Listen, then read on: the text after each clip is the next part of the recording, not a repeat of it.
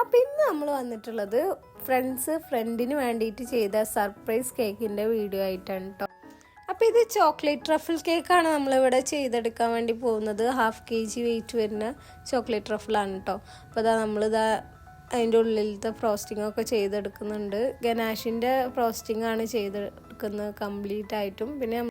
പിന്നെ കുറച്ച് chocolate ചിപ്സും add ചെയ്ത് കൊടുത്തിട്ട് നമ്മൾ ഫിനിഷ് ചെയ്തിട്ട് എടുക്കുന്നുണ്ട്.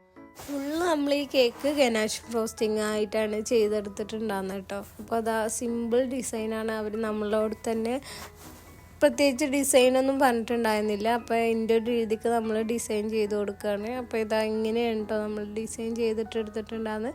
പിന്നെ നമ്മൾ ഗോൾഡനും വൈറ്റും ആയിട്ടുള്ള ഷുഗർ ബോൾസൊക്കെ ആഡ് ചെയ്തിട്ട് ഫിനിഷ് ചെയ്ത് കൊടുക്കുകയാണ്.